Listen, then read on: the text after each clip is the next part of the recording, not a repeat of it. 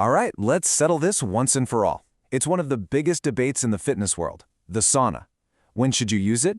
Is it this amazing recovery tool, or could it actually be killing your performance? Well, today, we're going to let the science decide. Let's dive in. Okay, so picture this. You've just absolutely crushed your workout. You're feeling that good kind of tired, and that amazing warm cedar scent of the sauna is calling your name. But hang on. Should you go in now? Or maybe you should have gone in before you started. You know, this isn't just about what you prefer. It's the key to either unlocking some massive benefits or, believe it or not, kind of sabotaging all your hard work. So let's not beat around the bush. When you look at the actual science, there is a clear, decisive winner in this showdown. The evidence just overwhelmingly points to the post-workout sauna as the absolute champion for recovery, adaptation, and those long-term performance gains we're all after. Let's start with a number that's, well, it's pretty mind-blowing. 32%. There was this one key study that found runners who hit the sauna right after their training just 3 times a week could run 32% longer before hitting exhaustion. I mean, come on, that's not a tiny little improvement. That's a complete game changer. So how on earth is that even possible? Well, the magic is actually in your blood. That heat stress from the sauna triggers this really significant increase in your plasma volume. The best way to think about it is like you're upgrading your body's entire delivery system. You're literally getting more oxygen-rich blood flowing to your muscles, which, you guessed it, boosts your endurance and seriously speeds up recovery. Now, there's another key player in all this, something called heat shock proteins. See, after a tough workout, your cells are pretty stressed out. But when you add the heat from a sauna, it kicks these tiny molecular first responders into total overdrive. They just surge through your system, repairing cellular damage and protecting your muscles. It's this powerful 1-2 punch that you just don't get from exercise alone. And listen, these benefits aren't some one-and-done deal. They actually compound over time. It's pretty cool. By about week 3, you start to see that plasma volume really expanding. Then by week 6, your body just gets more efficient, more economical. And by 12 weeks, you've built some serious long-term cardiovascular upgrades.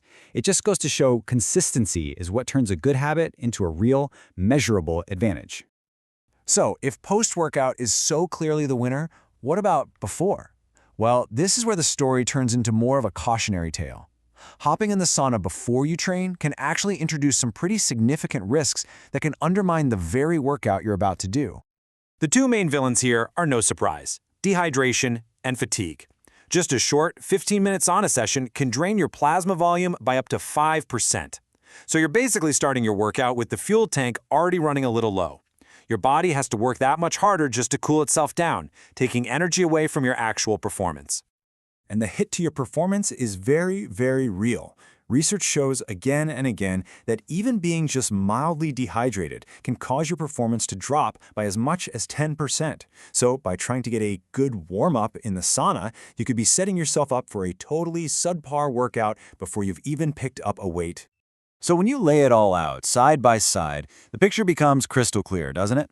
On one hand, the post-workout sauna is a total recovery amplifier, an endurance booster that works with your training. But on the other side, the pre-workout option just brings a whole lot of risk to the table. Dehydration, performance drops, it can actually sabotage the quality of your session. For me, the choice is obvious.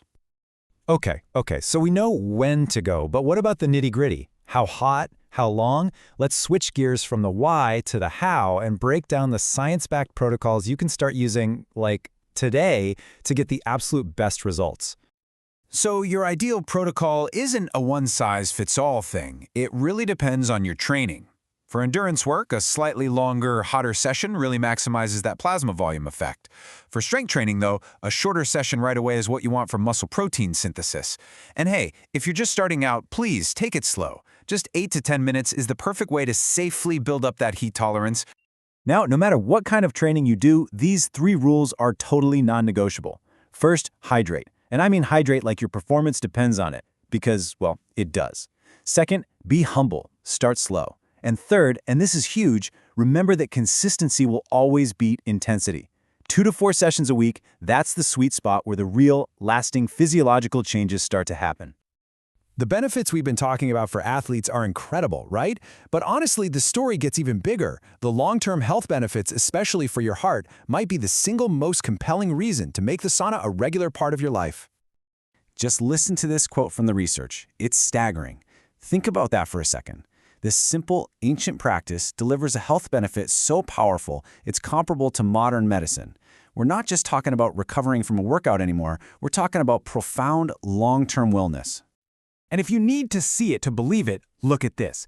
A massive Finnish study tracked thousands of people over the long term and found that folks who used a sauna 4 to 7 times a week had a 50% lower risk of dying from cardiovascular disease compared to people who only went once a week. 50%! That's just a massive, massive effect.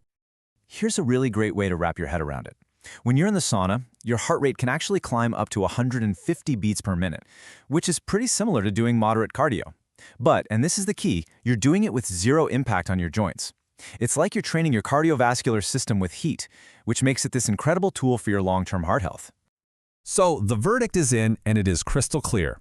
When you time it right, the sauna isn't just some nice-to-have luxury. It's one of the most effective, accessible, and scientifically backed tools you have for boosting your performance, speeding up your recovery, and making a real investment in your long-term health.